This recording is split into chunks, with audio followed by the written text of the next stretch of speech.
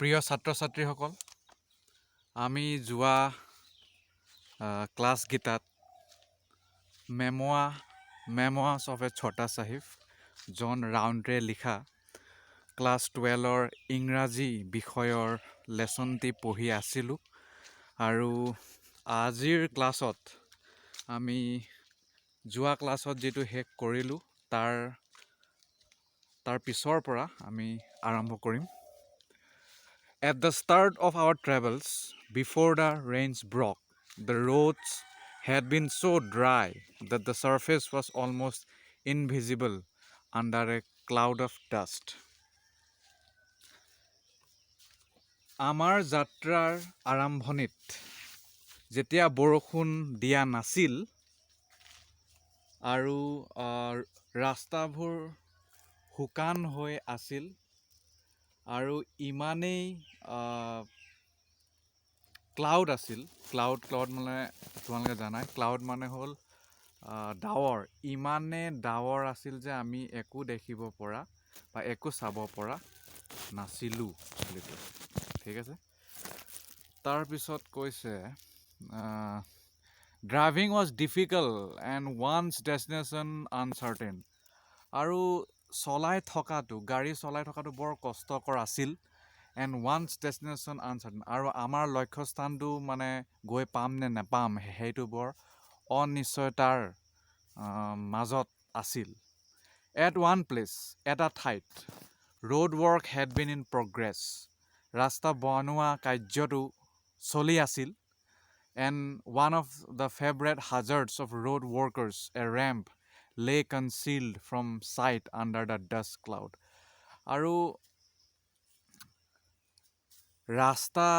বনাওঁতে যিটো ব্যৱহাৰ কৰা হয় ৰেম্প, এটা মানে য'ত আলকেটৰাবোৰ যে লৈ যায় ভৰাই বা বেলেগ বস্তু লৈ যায় ৰাস্তা বনাওঁতে, তেনেকুৱা এটা প্ৰিয়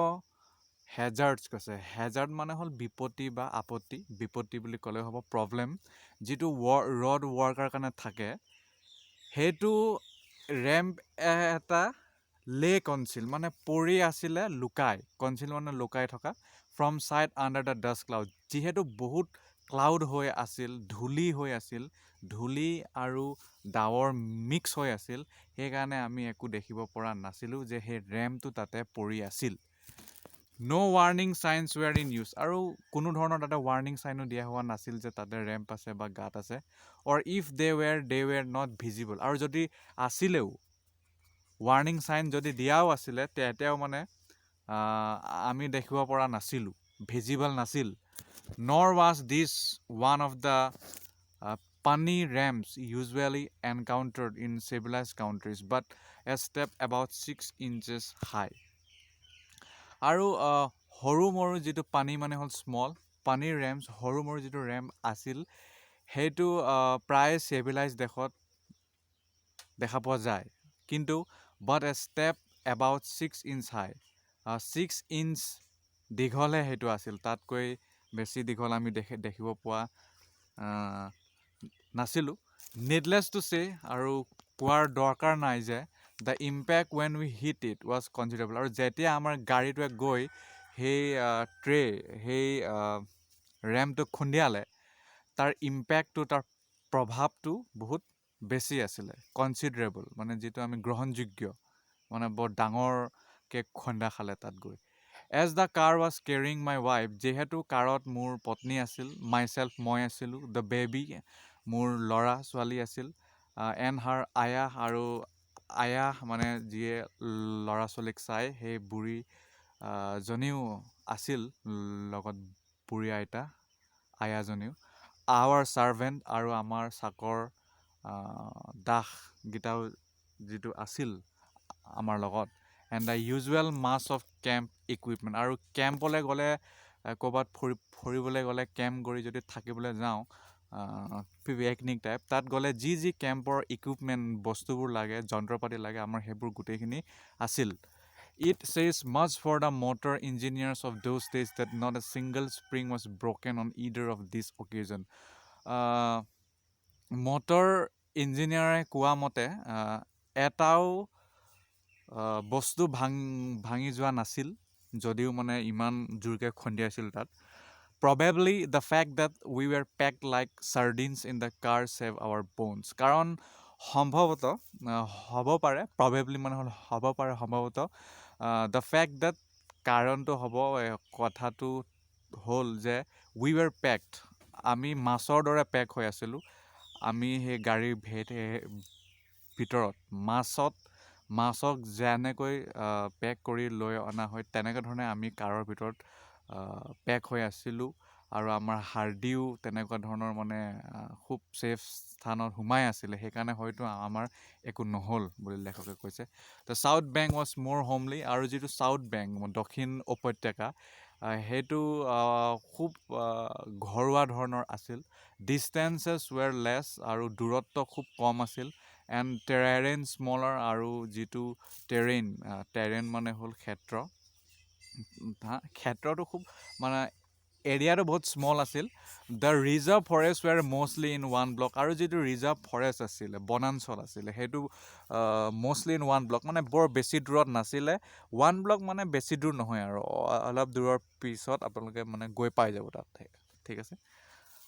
ৰিজাৰ্ভ ফৰেষ্টটো বেছি দূৰত নাছিল It was a country of low hill and valleys, the trees interspersed with villages and cultivation, and the forest itself, mostly of salt, had more the character of English woodland. তাৰপিছত কৈছে যে কাউণ্ট্ৰিটো মানে বা কাউণ্ট্ৰিটো দেশো হ'ব বা এইটো গাঁওটো হ'ব সেই গাঁওটো বা সেই ঠাইটো ল' হিল তাত মানে সেয়া পাহাৰ আছিল যদিও সেইটো হিল লৱাৰ আছিল বেছি ওখ নাছিল এণ্ড ভেলী যিটো উপত্যকা সেই ভেলীটো সৰু আছিল মানে অলপ চাপৰ আছিল trees interspersed with villages and cultivation আৰু গোটেই সেই ঠাইত ট্ৰিজ ইণ্টাৰস্পাৰ্চ মানে সিঁচৰিত হৈ থকা গোটেই গছবোৰ তাতে সিঁচৰিত হৈ আছিল উইথ ভিলেজেছ এণ্ড কাল্টিভেশ্যন আৰু গোটেই গাঁৱত গোটেই গছ আমি দেখা পাইছিলোঁ আৰু কাল্টিভেশ্যন দেখা পাইছিলোঁ মানে খেতি দেখা পাইছিলোঁ এণ্ড দ্য ফৰেষ্ট ইটছেল্ফ আৰু গোটেই মানে আমি ফৰেষ্ট দেখা পাইছিলোঁ ফৰেষ্ট মানে হ'ল বনাঞ্চল মষ্টলি অফ আমি চলৰ গছ প্ৰমুখতে বা বেছিকৈ দেখা পাইছিলোঁ হেড মোৰ the character of English woodland যিটো ইংলেণ্ডৰ গছৰ দৰে মানে আছিল তাতো মানে এনেদৰে চল ট্ৰী বহুত দেখা পোৱা যায় too comfortable forest bungalow serve our needs আৰু তাতে দুটা বৰ আৰামদায়ক ফৰেষ্ট বাংলো আছিল ডাঙৰ বিল্ডিং আছিল ফৰেষ্টৰ যিটো আমাৰ কাৰণে খুব প্ৰয়োজন আছিল আৰু আমাক সহায় কৰিছিল আমাৰ প্ৰয়োজনীয়তা পূৰণ কৰিবলৈ সহায় হৈছিল one at Kulsi was delightfully situated on a wooded spur above the river আৰু এটা বাংলো টো আছিল কুলচি নদীৰ কাষত ঠিক আছে কুলচি নদী ব্ৰহ্মপুত্ৰৰ ফালে আছে ডিলাইটফুল্লি ছিটুৱেটেড বৰ ধুনীয়াকৈ আনন্দময় পৰিৱেশত সেইটো তাত মানে স্থাপিত কৰা হৈছিলে সেই উডেড বাংলোটো ফৰেষ্টৰ দ্য আদাৰটো আছিলে বেলেগটো আছিলে ৰাজাপুৰত in a clearing would have been equally charming if it had not been for the bats which lived in the roofs আৰু চফা কৰাটো তেনেকুৱা ধৰণৰ খুব কষ্ট হয় মানে চফা কৰিবলৈ ইমান সহজ নহয় সমান্তৰালভাৱে কাৰণ তাত মানে বেটছ মানে বাদুলি মানে সেই গছৰ ওপৰত মানে সেই ঘৰৰ বাংলোটোৰ কাষৰ যিজোপা গছবোৰ আছিল সেই গছফালে বেটছ মানে বাদুলি তাত থাকিছিল আৰু সেইবাবে সিহঁতে বৰ লেতেৰা কৰি থাকে সেইকাৰণে মানে would have been equally charming if it had not been for the bats যদি মানে যদি বাদুলি নোহোৱা হ'লে তাত থাকি খুব ভাল লাগিলে হয় তাত চফা কৰি থাকি ভাল লাগিলে হয় বুলি লেখকে কৈছে কাৰণ ৰুফত মানে ছাদত তাত কোন থাকে বাদুলি খোপা থাকে Their droppings were a constant reminder of their presence and the fusty smell of bats was ever with us আৰু সিহঁতৰ বিভিন্ন ধৰণৰ বস্তু সিহঁতে খাই পেলাই দিয়ে ফল মূল খাই পেলাই দিয়ে সেইবোৰে মানে প্ৰায় আমাক মনত পেলায় এ কনষ্টেণ্ট ৰিমাইণ্ডাৰ প্ৰায় আমাক মনত পেলায় যে সিহঁত এতিয়াও তাতেই আছে দেয়াৰ প্ৰেজেঞ্চ বাদুলি খোপা যে তাতেই আছে এণ্ড দ্য ফাষ্টি স্মেল আৰু ফাষ্টি মানে গেলা ঠিক আছে বৰ গেলি যোৱা গেলি যোৱা গোন্ধ, ফাষ্টি স্মেল অফ বেটছ, মানে বাদুলিবোৰে খাই পিনি যে যিবোৰ বস্তু গেলি যায় আৰু তলত পৰি থাকে বা তলত পেলাই দিয়ে, গছে যেতিয়া